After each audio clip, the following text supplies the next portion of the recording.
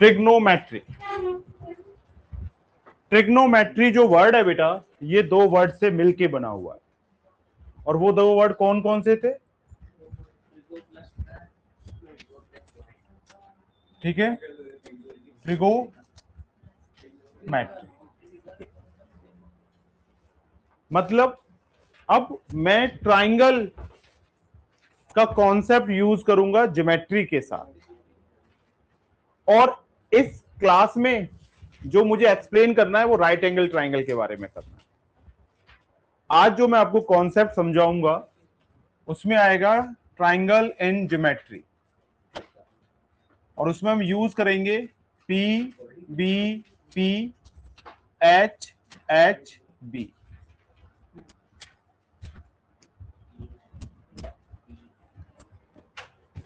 सबसे पहले हमने एक राइट ट्राइंगल लिया,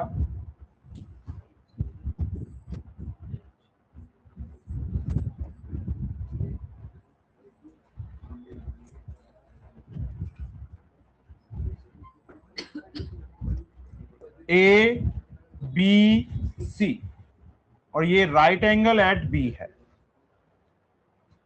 अभी तक जो आपने पढ़ा था, आज मैं उस चीज को डिस्कस कर रहा हूं। एक राइट ट्राइंगल है A B C, right angle at B. Right angle at B का मतलब होता है कि इसका जो एंगल बी है वो 90 डिग्री है, और आप अच्छी तरह से जानते हैं वो साइड जो 90 के अपोजिट होती है वो हाइपोटेनियस होती है, और हाइपोटेनियस को एच से डिनोट करते हैं।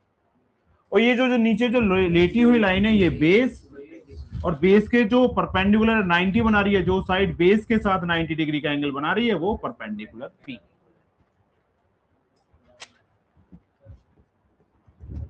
इन right triangle bye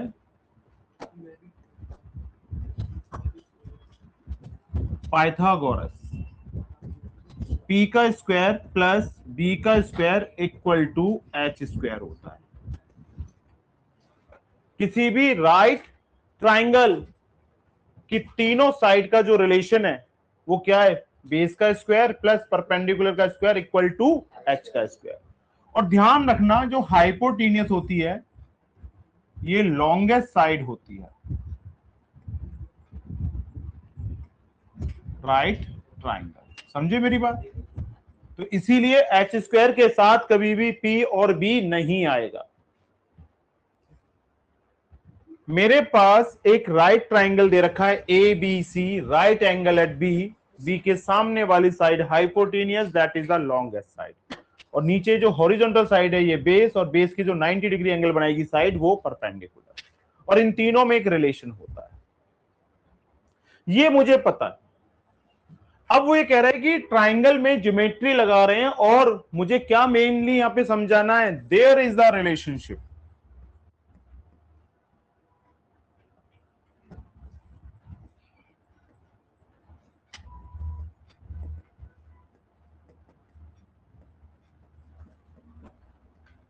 between angles and sides of a right triangle। और ये जो रिलेशन है, इस रिलेशन को शो करने के लिए मैंने ट्रिग्नोमेट्रिक फंक्शन यूज करे, और यहां पर 6 ट्रिग्नोमेट्रिक रेशियो होते हैं। कितने? 6। कौन कौन से वो भी लिख लेते हैं। पहला साइन, फिर कॉस, फिर टेन, कॉट, कॉसेक, सेक, और ये कॉसेक। हर ट्रिग्नोमेट्रिक फंक्शन इस राइट एंगल ट्राइंगल का एक एंगल अदर देन 90 और दो साइड्स को रिलेट करेगा। There is the relationship between the angles other than right angle, and any two sides of this triangle are linked by each trigonometric function या ratio। अब कैसे होगा? उसके लिए एक फॉर्मूला दिया गया,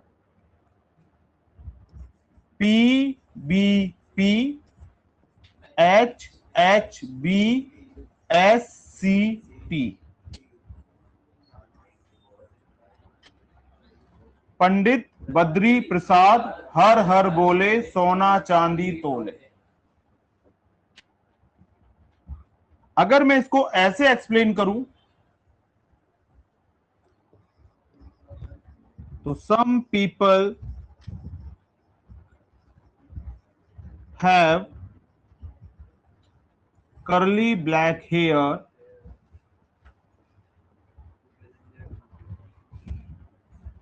to present their beauty. As some people H have, C curly, B black, H hairs to present their beauty. ये बड़ा सिंपल सा लॉजिक रखा है, याद हो गया मुझे, लेकिन ये वर्टिकल सेक्शन में, लेकिन हकीकत में इतने से मेरा काम नहीं चल रहा है, मुझे नीचे कुछ और भी लिखना पड़ता है, CSC, ठीक है। अब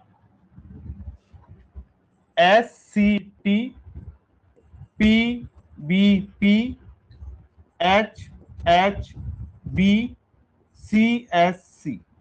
S का मतलब साइन, C का मतलब कॉस, T का मतलब टेन, और टेन का रेसिप्रोकल कॉट, और ये सेक, और ये कॉसेक। ये लीजिए, साइन परपेंडिकुलर और हाइपोटेनियस का रेशियो शो करता है, कॉस बेस और हाइपोटेनियस का रेशियो शो करता है, और टेन परपेंडिकुलर और बेस का रेशियो शो करता है। तो हर ट्रिग्नोमेट्रिक रेशियो दो साइड्स को रिलेट करता है और एंगल से, लेकिन एंगल कौन सा होगा, अदर देन राइट एंगल, मतलब या तो ये वाला एंगल लूंगा या ये वाला लूंगा। तो आज जो हम पढ़ रहे हैं ट्रिग्नोमेट्री में, सिर्फ पहली एक्सरसाइज में मैं आपको सिखा रहा हूं, there is the relationship between the angles other than right angle and sides of a right triangle. अब देखो बेटा, तो मैंने बोला PBP HHB, ऊपर लिख दिया SCT, पंडित बद्री प्रसाद हर हर बोले सोना चांदी तोले। बेसिकली इन्होंने तीन इसलिए दिया था क्योंकि जो दूसरे तीन होते हैं वो इन्हीं का रेसिप्रोकल होते हैं। साइन का रेसिप्रोकल कॉसेक होता है, अगर साइन रिलेशन बताता है परपेंडिकुलर हाइपोटेनियस का, तो कॉसेक रिलेशन बताता है H और परपेंडिकुलर का, और कॉस अगर रिलेशन बताता है B और H का, तो सेक बताता है H और B का, टेन बताता है P और B का, तो कॉट बताता है B और P का। तो ये उसके उल्टे हो जाते हैं, तो जो चीज रेसिप्रोकल करके मिलनी है तो उस पर मुझे ज्यादा फोकस नहीं करना है। डन। अब दूसरी बात समझिए, तो ये था there is the relationship between the sides and angles of a right angle triangle, और angle should be other than right angle. तो उन्होंने कहा, बच्चे बोले सर थोड़ी सी कंफ्यूजन और है, उसको भी क्लियर कीजिए। मैंने कहा ठीक है बेटा कर लेते हैं। बोले एंगल तो आया ही नहीं अभी, ये A, ये B और ये C और ये 90 डिग्री ना, ये तो H ही रहेगा ना। अब मैं बात कर रहा हूं एंगल A की, किसकी बात कर रहा हूं, और मैं जिस भी एंगल की बात करूंगा बस इतना ध्यान रखना, इससे ज्यादा कुछ आपको ध्यान रखना ही नहीं है। जिस भी एंगल की बात करूंगा, क्वेश्चन में जो भी एंगल होगा उसके सामने वाली साइड परपेंडिकुलर होगी और साथ वाली साइड बेस होगी। दूसरा राइट एंगल ट्राइंगल ले लिया मैंने, नेमिंग चेंज कर दी, ये P, ये Q, ये R और ये 90। 90 के सामने हमेशा H आएगा। राइट एंगल ट्राइंगल आप कैसा भी बनाना, लेकिन H हमेशा 90 के सामने ही आता है। और अब मैं बात कर रहा हूं एंगल P की, तो एंगल P के कौन सी साइड आ रही है, QR, ये मेरी परपेंडिकुलर मानी जाएगी, तो ये बेस रह गई ना बची हुई। तो आप जो भी एंगल लोगे उसके सामने वाली साइड परपेंडिकुलर होगी और साथ वाली साइड बेस होगी, और हाइपोटेनियस हमेशा फिक्स होती है, उसको तो आपको चेंज करना ही नहीं। 90 के सामने H, 90 के सामने H। जो भी एंगल की बारे में बात कर रहे थे, एंगल C की बात कर रहे थे, एंगल C के सामने वाली साइड परपेंडिकुलर और साथ वाली साइड बेस। A के लिए अब बताओ इस फिगर में A के लिए परपेंडिकुलर साइड कौन सी होगी, BC ना, और बेस कौन सी होगी, AB। P के लिए परपेंडिकुलर कौन सी होगी, QR, और बेस क्या होगी, एंगल Q के लिए परपेंडिकुलर क्या होगी, PR, और बेस क्या होगा, और R के लिए तो 90 है, ये H रहेगी। अब बात क्लियर हो गई। अब ये क्या करते हैं कि इन्होंने कुछ नहीं किया, उन्होंने एक ट्राइंगल बनाया, और एक एंगल ले लिया थीटा। अल्फा ले लो, थीटा ले लो, बीटा ले लो, जैसे अल्फा पढ़ा था ना आपने, ऐसे ही थीटा भी होता है। ये ए, ये बी और ये सी, और ये एंगल हो गया मेरा थीटा।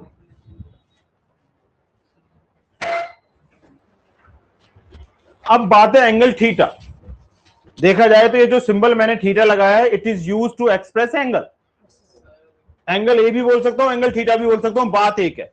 एंगल भी है 90, तो ये वाली साइड कौन सी मानी जाएगी, और थीटा के लिए ये परपेंडिकुलर और ये बेस। तो अगर मैं देखूं एच मेरी कौन सी साइड हो गई, AC, परपेंडिकुलर कौन सी हो गई, BC, और बेस क्या हो गया, AB। ये रिलेशन था अकॉर्डिंग टू एंगल थीटा की वजह से। अगर मैं थीटा इसे ले लेता तो P ये बन जाता और बेस ये बन जाता, और H अपनी पोजीशन कभी चेंज नहीं करता। फिर दूसरी बात क्या बोला था आपको, P B P H H B S C T, यही था ना। तो पहला रिलेशन साइन थीटा, अब देखो थीटा एंगल है ना, P और H, तो साइन ट्रिग्नोमेट्रिक फंक्शन ने किस किस को रिलेट कर दिया, एक एंगल और दो साइड। यही तो मैंने समझाया था, there is the relationship between an angle and two sides of a right angle triangle. और ऐसे 6 पेयर बनते हैं, तो 6 पेयर को एक्सप्रेस करने के लिए मैंने 6 ट्रिग्नोमेट्रिक रेशियो ले लिए। अब देख लो एस क्या है, साइन, तो साइन किस किस का रेशियो शो कर रहा है, P और H का। दूसरा क्या होता है, कॉस थीटा, तो ये B अपॉन H। तीसरा टेन थीटा, और ये P अपॉन B, और ये cot theta, B upon P। ठीक है, अब ये cosec theta, H upon P, और ये फिर सेक थीटा, तो ये H अपॉन B। अब आपको एक बात समझ में आ गई, आपको एक एंगल लेना है और दो साइड्स का रेशियो लेना है, और हर ट्रिग्नोमेट्रिक फंक्शन एक एंगल और दो साइड्स को रिलेट कर रहा है, और ये कौन से एंगल होंगे कौन सी साइड्स होंगी वो आपको क्लियर हो चुका है। और ये आपको कौन मदद कर रहा है, आपका SCT PBP HHB, और इनके नीचे क्या लिखोगे, CSC। टेन का रेसिप्रोकल कॉट होता है, और कॉस का सेक, और इसका कॉसेक। डन। अब इन्होंने एक चीज और बोली,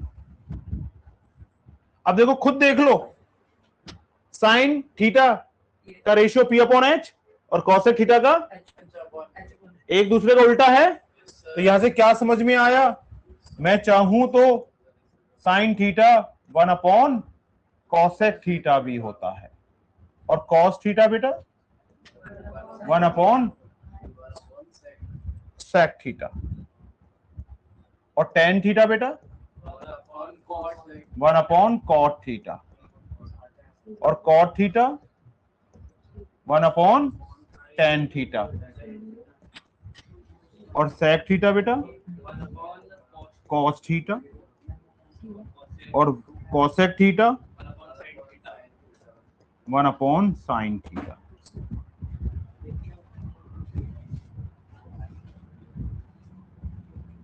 टेन थीटा लिखा जा सकता है sine theta upon cos theta के बराबर, और कॉट थीटा लिखा जा सकता है cos theta upon sine theta के बराबर।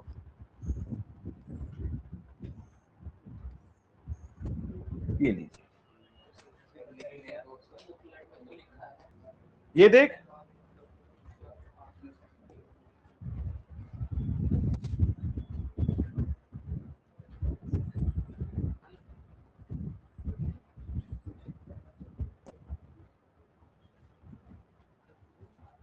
ये देखो मैंने क्या किया, साइन थीटा को डिवाइड कर दिया कॉस थीटा से, तो साइन थीटा क्या होता है P अपॉन H, और कॉस थीटा क्या होता है B अपॉन H।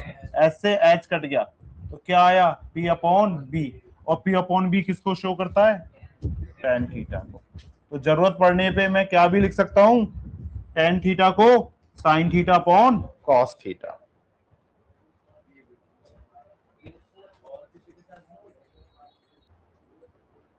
ये लो जी, मैंने एक काम किया, साइन थीटा को कॉसेक थीटा के साथ इनटू कर दिया। साइन थीटा क्या था, पी अपॉन एच, और कॉसेक थीटा क्या था, इससे ये कट गया, ये वन आया, तो ये sine theta into cosec theta one आ गया। तो अब बताना, तो ये साइन थीटा कितना हो गया, one upon cosec theta.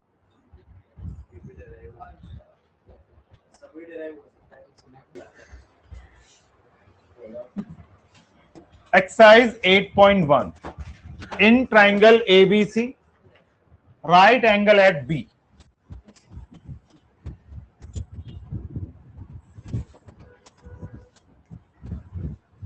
This is 90 degree, AB की वैल्यू 24, BC की वैल्यू 7, और आप अच्छी तरह से जानते हैं अगर कोई राइट एंगल ट्राइंगल हो, दो साइड्स गिवन हो, तो मैं तीसरी साइड निकाल सकता हूं। अब यहां पे देखा जाए तो 90 के सामने वाली साइड हाइपोटेन्यूस नहीं है, तो मैंने क्या लिखा, इन राइट ट्राइंगल ABC, AC का स्क्वायर AB का स्क्वायर प्लस BC का square,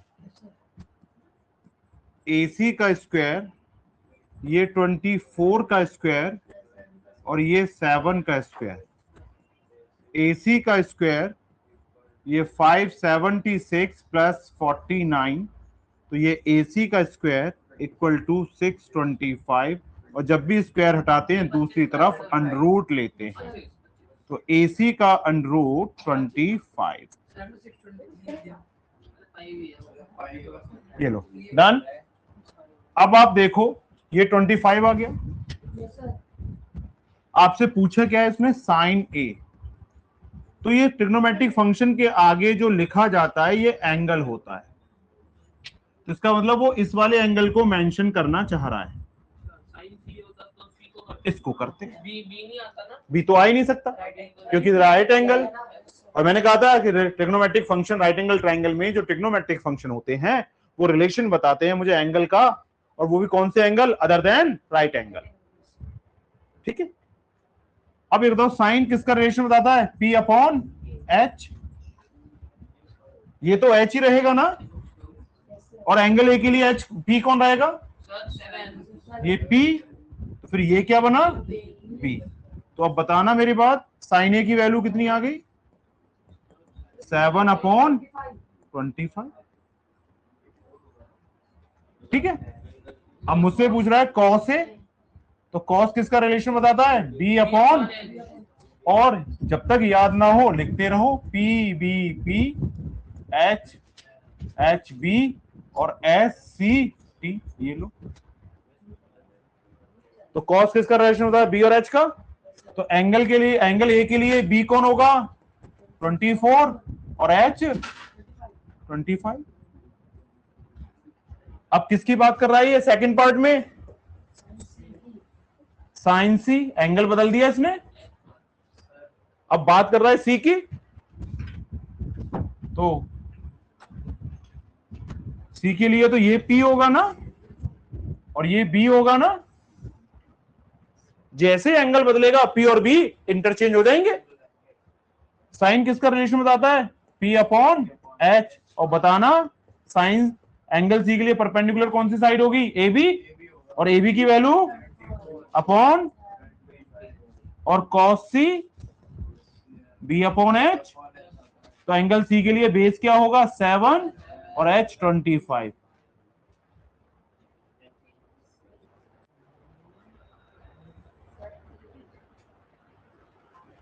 In given figure, find tan P minus cot R. Cot R.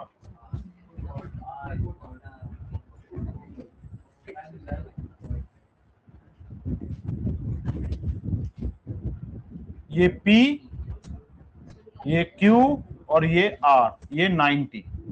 ये 12 और ये 30। अब देखो इस राइट एंगल ट्रायंगल में फिर दो साइड्स गिवन है ना, 90 के सामने वाली साइड तो एच ही होगी ना, ये लो।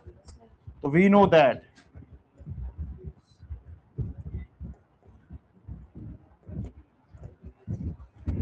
पी क्यू का स्क्वायर प्लस क्यू आर का square equal to P R का स्क्वायर।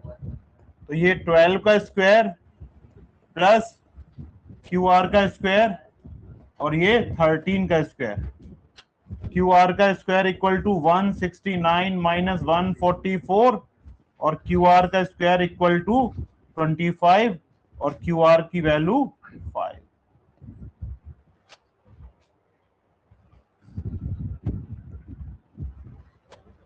डन, आ गई तीनों साइड्स।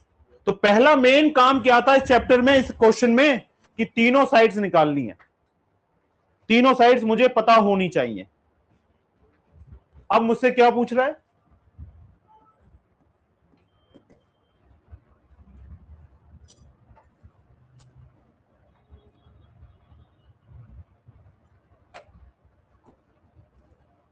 tan P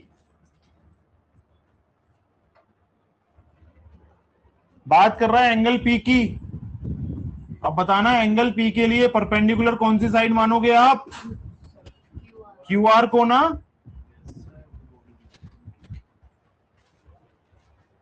P के लिए क्यू आर परपेंडिकुलर होगी। और याद कीजिए P B P, H H B और एस सी टी। तो tan किसका रिलेशन बताता है, tan किसका रिलेशन बताता है, परपेंडिकुलर और बेस का, परपेंडिकुलर अपॉन बेस।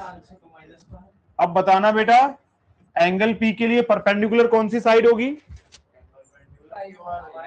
5 और बेस क्या होगी, साथ वाली side P Q.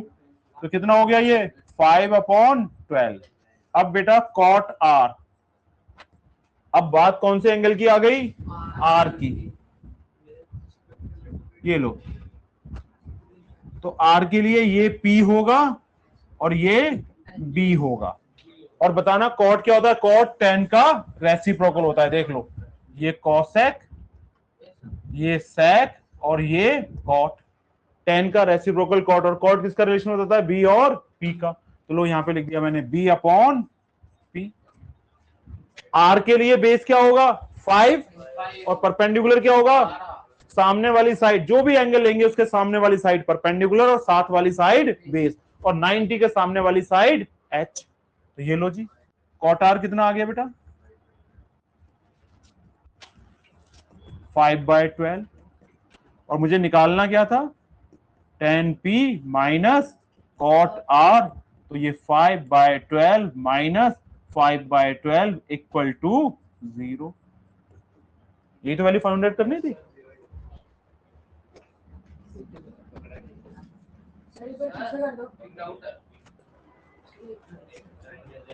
Homework sign ही दे रखा है, कॉस और tan ए निकालना है।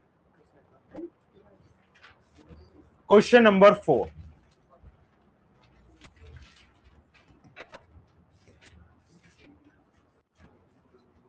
Fifteen cot A equal to 8। तो कॉट ए इक्वल टू 8/15 लिख सकता हूं। इधर देखना P B P, H H B, S C T, और ये रहा कॉट और ये सेक और ये कॉसेक। बताना कॉट किसका रिलेशन बताता है, तो बी अपॉन पी। तो बी कितना आ गया बेटा यहां पर 8 और पी कितना आ गया 15। तो we know that H square equal to क्या होता है, P square plus B square होगा। तो ये 8 का स्क्वायर और प्लस 15 का स्क्वायर। तो एच स्क्वायर कितना आ गया बेटा 64 प्लस 2 5। तो एच स्क्वायर इक्वल टू 289। तो एच इक्वल टू √289। तो एच की वैल्यू 17 सेंटीमीटर या 17 जो भी, ठीक है। अब क्या पूछ रहा है मेरे से, साइन ए, और ये तो क्वेश्चन में एंगल कौन सा था, ए ही तो था, तो ये ए के अकॉर्डिंग पी बी एच सब सेट हो चुके। जब ये बदलेंगे, यहाँ के एंगल बदलेंगे, तो मुझे पी और बी बदलने की जरूरत है, और नहीं बदल रहे हैं तो मुझे बदलने की जरूरत नहीं है। अब साइन ए बताना, साइन ए क्या होता है, पी अपॉन एच ना, तो साइन ए और पी कितना निकाला था आपने 15 और एच कितना था 17। लो जी पहला पार्ट आ गया। दूसरा क्या पूछ रहा है, सेके, सेके क्या होता है एच अपॉन बी, तो सेक ए और एच कितना था यहाँ पे 17 और बेस कितना था 8, ये लो।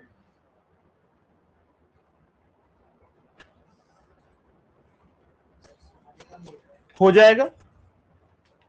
इस बार थीटा दे रखा है ना, और किसके साथ दे रखा है, सेक थीटा 13 अपॉन 12, और सेक किसका रिलेशन बताता है, एच और बी का। मैंने एक ट्राइंगल बना लिया,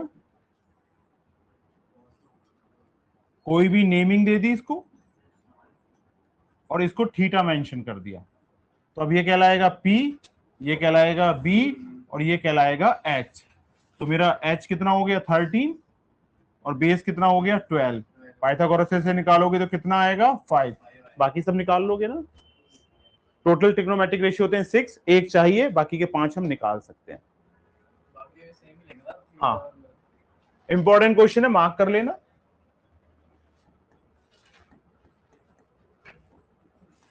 If angle A and angle B are acute angle, angle A और एंगल बी एक्यूट है, तो इसका मतलब ये ए, ये बी और ये सी। और क्या दे रखा है मुझे देखना जरा,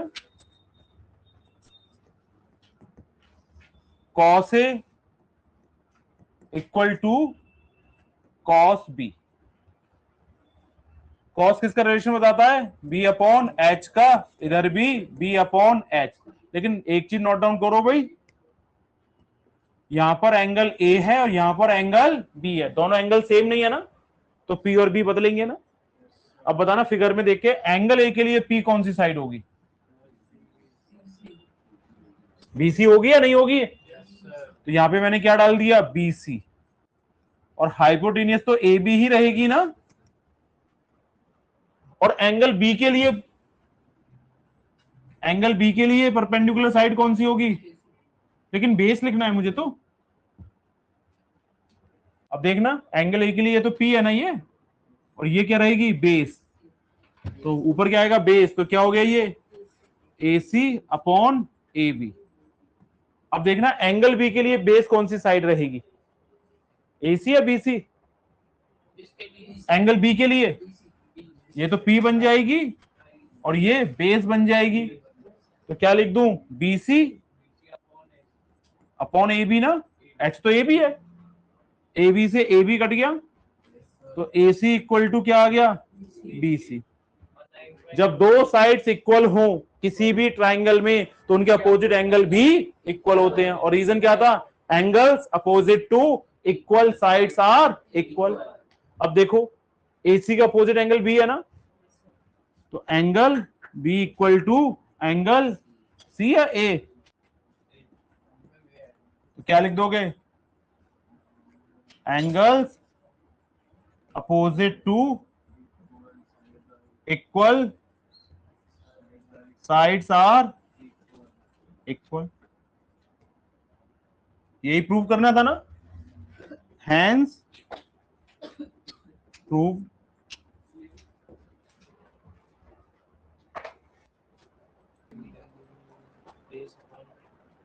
मोस्ट इंपॉर्टेंट क्वेश्चन है,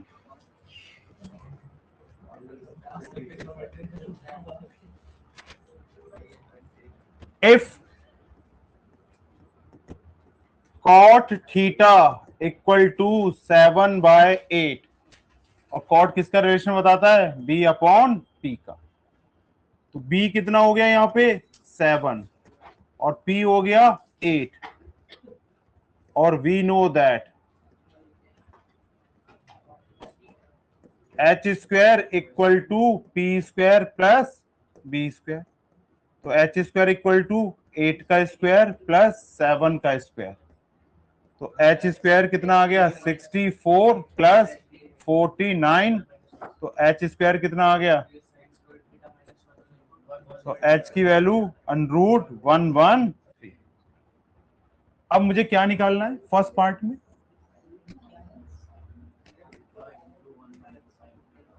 1 प्लस साइन थीटा।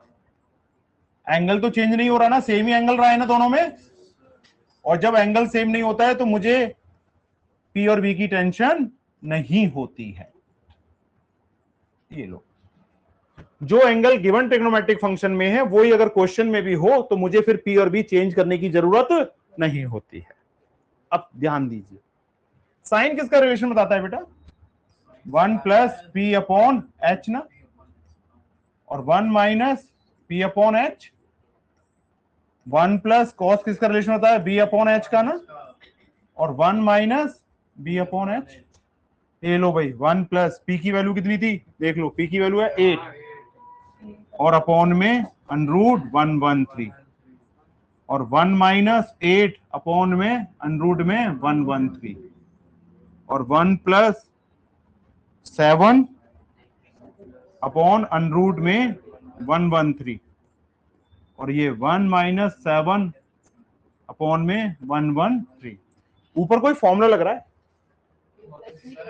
ए प्लस बी इंटू ए माइनस बी, ए स्क्वायर माइनस, तो पहले नंबर का स्क्वायर माइनस 8/√113 का स्क्वायर, और अपॉन में फिर 1 का स्क्वायर माइनस 7 अपॉन √113 का स्क्वायर। तो भाई 1 का स्क्वायर 1, 8 का 64, और स्क्वायर से √ हट जाता है, 1 माइनस 49 अपॉन 113। इधर एलसीएम लिया तो कितना आया 113, तो 113 माइनस 64, और 113 माइनस 49 अपॉन 113। इस वाले 113 से वाला 113 कट गया, और ऊपर आ गया 49 अपॉन 64। ये लो जी, मेरे फर्स्ट पार्ट का आंसर आ चुका है।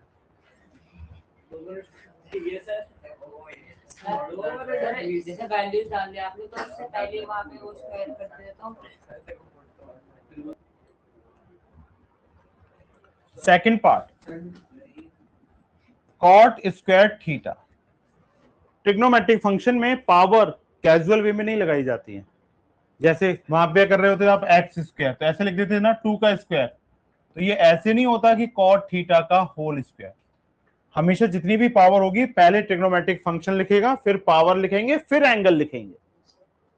आपको जितनी भी पावर लिखनी है लिख लीजिए, लेकिन पहले क्या होगा, ट्रिग्नोमेट्रिक फंक्शन, फिर उसकी पावर, और फिर एंगल। लेकिन इसका मतलब क्या है, इसका मतलब वो ही है कॉट थीटा का होल स्क्वायर। और कॉट थीटा की वैल्यू कितनी है बेटा, 7/8 का होल स्क्वायर। तो ये भी कितना आ गया 49/64।